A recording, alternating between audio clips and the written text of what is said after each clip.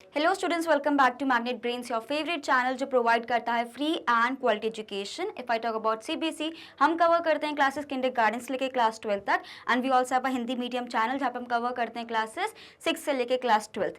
CBSE के अलावा जो डिफरेंट स्टेट बोर्ड्स को हम फॉलो करते हैं, that is UP board, MP board, Delhi board, Bihar board and Rajasthan board. तो सारी चीज़ें आपके लिए कवर होती हैं और मैं हूँ गौरी जादौन, इकोनॉमिक्स एजुकेटर, जो आपको इकोनॉमिक्स पढ़ाते हैं, राइट। तो अगर हम बात करते हैं, यहाँ पे हम लोग पढ़ रहे हैं स्टूडेंट स्टैटिस्टिक्स के बारे में। ऑलरेडी हम लोग पढ़ चुके what is the meaning of arithmetic mean, साथ में मीडियन को भी कैलकुलेट करना हम सीख चुके हैं। अब मेरे पास क्या बारी आ रही है मोड की। मोड क्या होता है, इसका बेसिक जो इंट्रोडक्शन होता है हम ऑलरेडी पढ़ चुके हैं पहले, लेकिन अब मुझे क्या क्या चीजें पढ़नी है इसमें आगे। जैसे कि आपने मीन मीडियन मोड में देखा था, मीन और मीडियन में हमने इंडिविजुअल सीरीज में अलग से पढ़ा है, कंटिन्यूअस सीरीज में अलग से पढ़ा और डिस्क्रीट सीरीज में भी अलग से पढ़ा है। तो आपको बहुत अच्छे से हर एक कॉन्सेप्ट के नोट्स बनाने हैं students. And one more thing, e notes and e books है, उसकी जो लिंक डिस्क्रिप्शन बॉक्स में गिवन रहती है, तो अगर आपको वो नोट्स चाहिए तो आप उसका भी एक्सेस ले सकते हो, उसकी लिंक है गिवन आपको ऑलरेडी डिस्क्रिप्शन बॉक्स में। एक और चीज स्टूडेंट्स याद रखना कि जितने भी फॉर्मुलेस हम पढ़ रहे हैं, इसको एटलीस्ट आप कहीं ना कहीं लिखते हुए चलिए, 2-3 बार इसका रिवीजन करिए, तभी आपको ये याद रहेंगे for the longer term.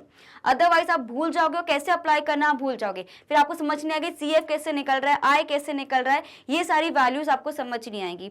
So that is what is important for you students कि आप अपने टाइमली नोट्स बनाएंगे और इसको बार बार प्रैक्टिस करने वाले हो। मोड को हमने देखा था जब मैंने आपको इंट्रोडक्शन दिया था कि what is the meaning of mode. Mode एक तरीके से मेरा कि कितनी बार किसी चीज का रिपीटेशन हो रहा है। सो फ्रीक्वेंसी को हम यहाँ पे देखते हैं कि कोई भी डेटा सेट में कोई भी पर्टिकुलर जो डेटा है वो कितनी बार रिपीट हो रहा है, कितना रेगुलर वो आ रहा है, हम उसको क्या बोल देते हैं, मोड। ऑफ कोर्स उसके डिफरेंट मेथड्स होते हैं। एक मेरे पास होता है ऑब्जर्वेशन मेथड, यानी आप देख के पता लगा पा रहे हो कि भाई कौन सा एक पर्टिकुलर डेटा सेट है जो बार बार रिपीट हो रहा है। और एक मेरे पास आता है ग्रुपिंग मेथड। अगर हम बात करें ग्रुपिंग मेथड की, वो आपको डिस्क्रीट सीरीज और कंटिन्यूअस सीरीज में देखने को मिला है, लेकिन अगर हम आज पढ़ने वाले हैं इंडिविजुअल सीरीज का, this is a very simple individual series, चाहे वो अर्थमेटिक मीन हो, चाहे वो मीडियन हो, या मैं बात करूं मोड की, तीनों ही केसेस में काफी ईजी रहता है टू कैलकुलेट। तो ये भी हमारे लिए ईजी रहने वाला है फॉर मोड ऑल्सो। तो इसको क्विकली फिनिश कर लेते हैं आज, राइट। तो स्टूडेंट्स यहाँ पे आपको ध्यान रखना है कि जैसे कि आपने मीन और मीडियन में भी तीनों सीरीज में कैलकुलेट किया है, सिमिलरली फॉर मोड ऑल्सो आपको इंडिविजुअल सीरीज, डिस्क्रीट सीरीज और कंटिन्यूअस सीरीज तीनों में ही मोड को कैलकुलेट करना सीखना है, ठीक है, ओके। तो सबसे पहले there are 2 methods of finding out mode in individual series. कौन सी होती है इंडिविजुअल सीरीज? जहाँ पे सिर्फ आपको x की वैल्यू गिवन है 2, 3, 4, 5, 6, 7, 8, ये जो आपको पूरा डेटा सेट गिवन है, जिसमें आपको कोई फ्रीक्वेंसी वगैरह नहीं गिवन, जिसमें कोई भी क्लास इंटरवल्स वगैरह नहीं होते, हम इसको किस में कंक्लूड कर लेते हैं? उसको कंक्लूड कर लेते हैं हम लोग इंडिविजुअल सीरीज में, when only x is given, ठीक है। आ जाओ। सो इसमें पहला जो मेरे पास मेथड होता है उसको हम बोलते हैं बाय ऑब्जर्वेशन या inspection. What is the meaning of inspection?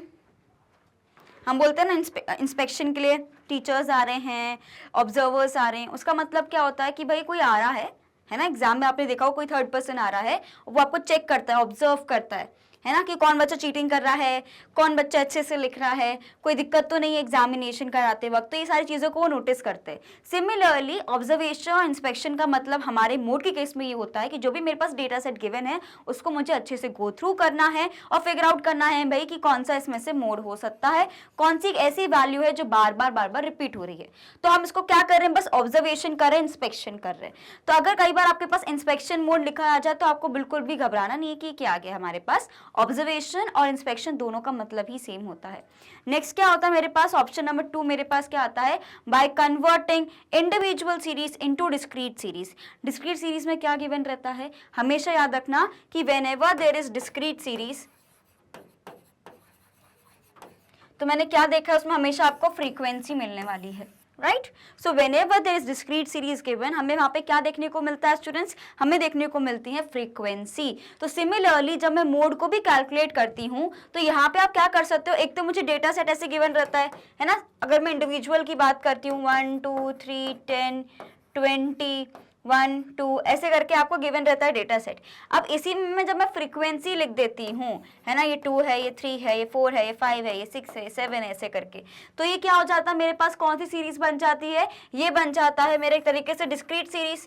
तो सिंपली आपको क्या करना है, पहला मेरा मेथड कहता है कि आप किसी चीज को ऑब्जर्व करो, इसका इंस्पेक्शन करो, और दूसरा मेथड ये कहता है कि आप जो इंडिविजुअल सीरीज गिवन है उसको आप एक तरीके से डिस्क्रीट सीरीज में कन्वर्ट कर दो, यानी आप हर एक चीज का फ्रीक्वेंसी लिखो। फॉर एग्जाम्पल अगर हम ले लेते हैं, मेरे पास कोई डेटा सेट गिवन है 1 2 3 4 6 7 7 8 9 1 2 3, तो ये आपके पास गिवन है। सबसे पहले आप जो भी है एक एक की वैल्यू लिख दो, कहती है 1 2 3 4 5 6 7 8 और 9। फिर आप देखो कौन सी चीज रिपीट हो रही है, तो मैंने देखा यार 2 बार 1 आ रहा है, ठीक है, 2 भी मेरा 2 बार आ रहा है, 3 मेरा 2 बार आ रहा है, बाकी सब मेरा 1 बार आ रहा है, 7 भी 2 बार आ रहा है।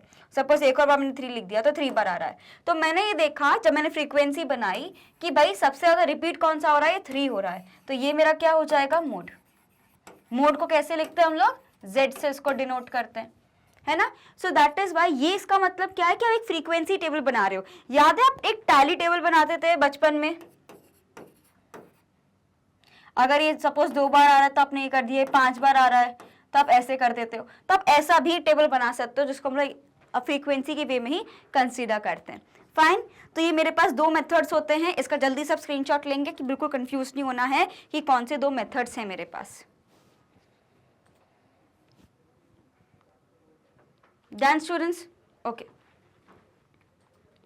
ना mode by way of observation और इंस्पेक्शन, तो जब भी मुझे कोई चीज ऑब्जर्व करनी है, इंस्पेक्शन करना है, तो मेरे कौन से स्टेप्स होते हैं उसको एक बार क्विकली देखते हैं, right. So through observation one can notice the occurrence of an items in a distribution, arrange the data in ascending order or descending order, the item which occurs most in the series is most।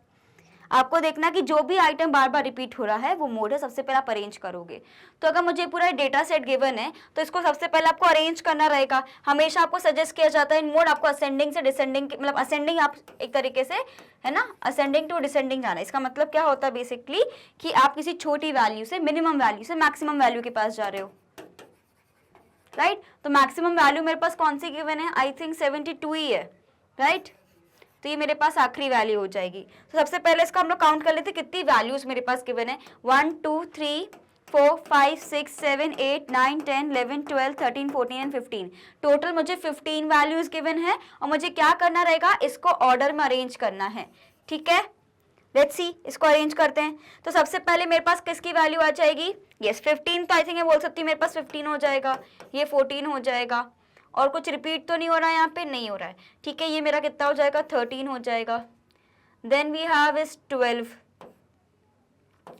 फिर 11 value कौन, 69 से कौन सा काम है हमारे पास, 68 given है, नहीं 67 गिवन है, यस। तो ये हो गया, मेरे को 2 बार 67 की वैल्यू गिवन है ना। फिर मुझे 60 की भी 2 बार वैल्यू गिवन है, तो मेरी ये फ्रीक्वेंसी आपको देखना है। तो अगर मैं इसको सिर्फ ऑब्जर्व भी करती हूँ, है ना, अगर आप ऑब्जर्व करो, ऐसा कोई आपको लग रहा है पर्टिकुलर टर्म जो बार बार आ रहा है, 52 एक बार फिर से गिवन है क्या, नहीं। 66 गिवन है क्या, 50 गिवन है क्या, नहीं। 66 गिवन है, हाँ यहाँ पे 66 है, यहाँ पे भी 66 है, यहाँ पे भी 66 है, तो 66 मेरे पास 3 बार आ गया है। चलो देखते हैं 70 कितनी बार आया मेरे पास, नहीं 70 एक बार रिपीट नहीं हुआ है, 72 रिपीट हुआ है, नहीं। 71 रिपीट हुआ है, नहीं। 60 रिपीट हुआ है, हाँ 60 भी 2 बार रिपीट हुआ है। 67 मेरा 67 ये भी मेरा 2 बार रिपीट हुआ है। 69 नहीं रिपीट हुआ है, 48 नहीं रिपीट हुआ है, 60 2 बार रिपीट हो चुका है, एंड लास्ट में हमारे पास है 65। तो ऑब्जर्वेशन करने पे तो मैं देख रही हूँ कि सबसे ज्यादा किसका एक तरीके से नंबर लग रहा है, उसको हम देखेंगे। लेकिन उससे पहले बाय ऑब्जर्वेशन हाइट अगर हम बोले 66 inches occurs most, therefore the mode would be 66 inches. जैसे कि मैंने आपको बताया, यहाँ पे आप देख सकते हैं कि 66 कितनी बार गिवन है, 1 2 3, मेरे पास कितनी बार गिवन है, 3 बार इसकी फ्रीक्वेंसी आई है, तो सबसे ज्यादा इसी की फ्रीक्वेंसी आई, दैट इज वाई जेड क्या हो जाएगा मेरे पास 66। तो ये क्या हो गया, मोड मैंने कैसे कैलकुलेट कर लिया, बस मैंने डेटा सेट को एक बार ऑब्जर्व किया तो मुझे उससे फिगर आउट हो गया कि हाँ भाई 66 क्या है, 3 बार रिपीट हुआ है, सबसे ज्यादा यही रिपीट हुआ है वर्ड, ये जो मेरा पर्टिकुलर फिगर यहाँ पे जो गिवन है सबसे ज्यादा यही रिपीट हुआ है, इसलिए क्या है, यही मेरा मोड होने वाला है। Clear? So by observation height 66 inches occurs most, Therefore, the mode is 66 inches. Fine. All of you please take a screenshot of this one. देखो जब हम अरेंज करते हैं तो हमारे लिए इजी क्या हो जाता है, अब आप देखोगे यस ये मेरे को ऑलरेडी 3 बार गिवन है, मुझे 2 बार गिवन है, ये भी मुझे 2 बार गिवन है, तो जल्दी मैं फिगर आउट कर लेती हूँ. सो दैट इज वाई हमेशा हमेशा बोला जाता है कि इसको आप एक असेंडिंग ऑर्डर में अरेंज कर दो. Fine, take a screenshot of this one students.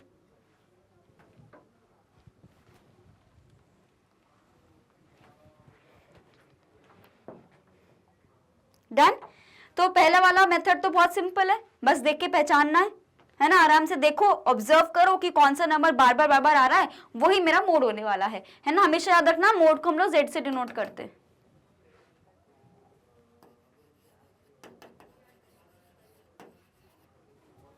Fine. तो अब मेरे पास आ रहा है mode by converting individual series into discrete series. Now if a number of items in individual series are more than the individual series can be converted into discrete series. Mode is then calculated as the value of corresponding to the highest frequency.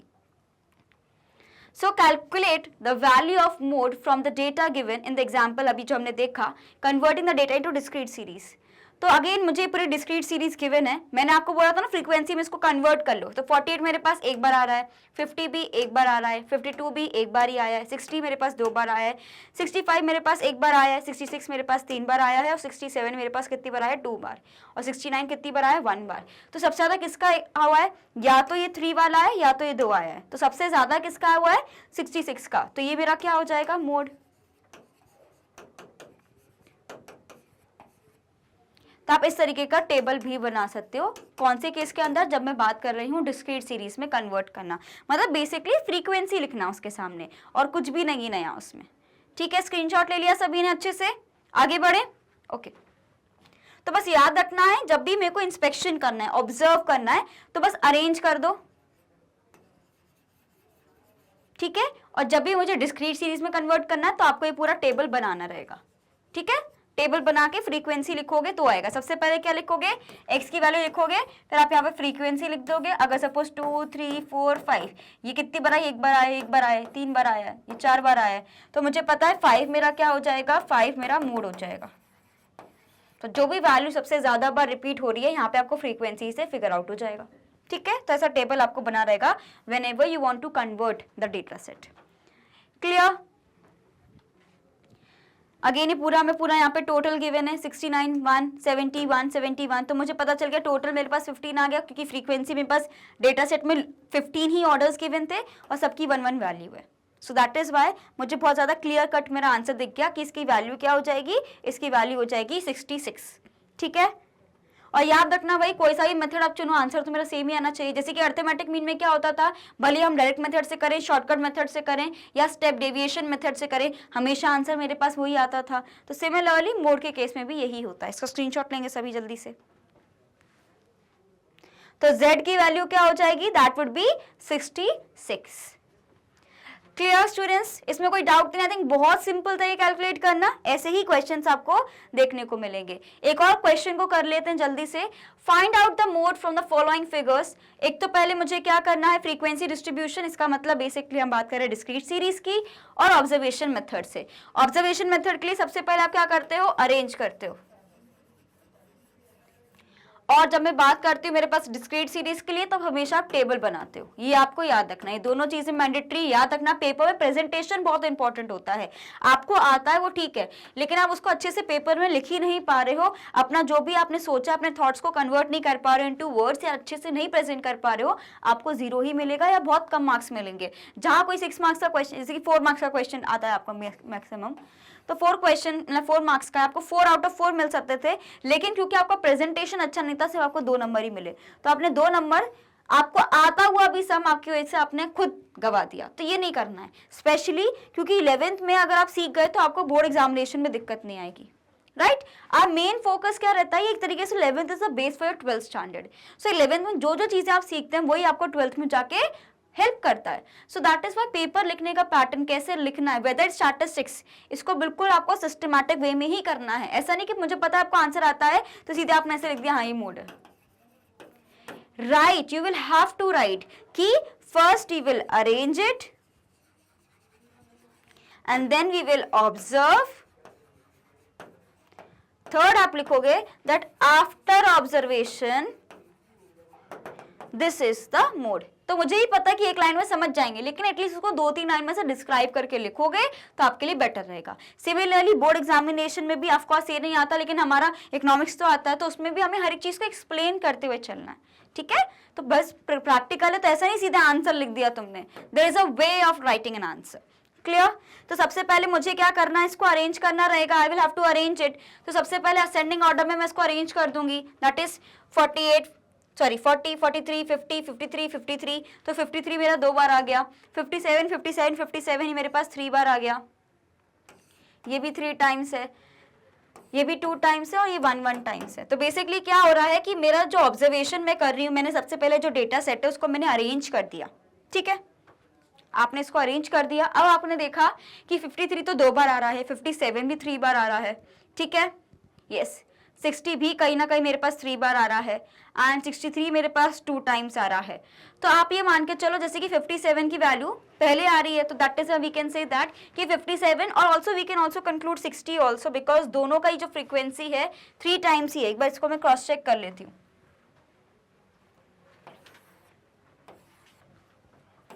Right, और 60 की value ये भी 3 times है। तो एक तरीके से दोनों ही मेरे मोड हो सकते हैं, ठीक है। So both can be my mode. Next क्या आता है मेरे पास, जब मेरे को उसको कन्वर्ट करना रहता है इनटू टेबल। जब मैं डिस्ट्रीब्यूशन टेबल की बात कर रही हूँ तो लार्जेस्ट टाइम्स हमारा 57 आ रहा है, क्योंकि पहले आ रहा था हमने इसको 57 मान लिया, so do not worry about it, right. तो आपको ऐसे समझ के चलना है कि जब भी मेरे पास ऐसा कोई टर्मिनोलॉजी आ रही है तो मुझे उसको सबसे पहले क्या करना है, फ्रीक्वेंसी में लिखना है और फिर मेरे पास उसका पूरा आंसर आने वाला है। तो बहुत सिंपल होता है मेरे लिए कैलकुलेट करना जब भी मुझे इंडिविजुअल सीरीज गिवन हो। लेकिन याद रखना जब हम लोग आगे वाले चैप्टर्स में पढ़ने वाले आने वाले सेशंस में डिस्क्रीट सीरीज में, तो एक ग्रुपिंग मेथड करके आता है जो काफी परेशान करता है सारे स्टूडेंट्स को, तो हमें उसको डिस्कस करना है। तो ये तो बहुत बेसिक सी चीजें, हार्डली क्वेश्चन पेपर वगैरह में आपको देखने को मिलेगा, बिकॉज इसमें बहुत सिंपल सा अप्रोच है। लेकिन क्या पता आपको 1 या 2 मार्क्स के लिए क्वेश्चन ये आ सकता है, even for MCQ it can come. तो स्टूडेंट्स आपको बिल्कुल अच्छे से हर एक पार्ट को अच्छे से कवर करना है। एज यू ऑल नो कि मैग्नेट ब्रेन्स एक ऐसा चैनल है जो प्रोवाइड करता है free and quality education. If I talk about CBSE, हम कवर करते हैं क्लासेस किंडरगार्टन से लेकर क्लास 12 तक, and we also have a Hindi medium channel जहाँ पे हम कवर करते हैं क्लासेस 6 से लेकर क्लास 12। सीबीएसई के अलावा जो डिफरेंट स्टेट बोर्ड्स को हम फॉलो करते हैं, that is Delhi board, Bihar board, UP board, MP board and Rajasthan board. तो सारे बोर्ड्स की क्लासेस आपको यहाँ पे मिलने वाली हैं। साथ ही में स्टूडेंट्स आपको मिल जाएंगे यहाँ पे e notes and e books, उसकी जो लिंक है डिस्क्रिप्शन बॉक्स में गिवन है, तो कभी भी जाके आप देख सकते हैं। हमें से यूट्यूब पर नहीं, डिफरेंट सोशल मीडिया साइट्स पे भी आपको फॉलो करना है, चाहे वो फेसबुक हो, ट्विटर हो, हमारे पास इंस्टाग्राम हो या यूट्यूब हो। तो आपको काफ़ी हेल्प मिलने वाली है थ्रू आउट द सेशन। आपको हर एक चीज़ यहाँ पे अच्छे से कवर की जाएगी, तो आपको बिल्कुल बने रहना है मैग्नेट ब्रेन्स पर। मैं मिलती हूँ आपसे नेक्स्ट वीडियो में। So till then bye bye and thank you for watching.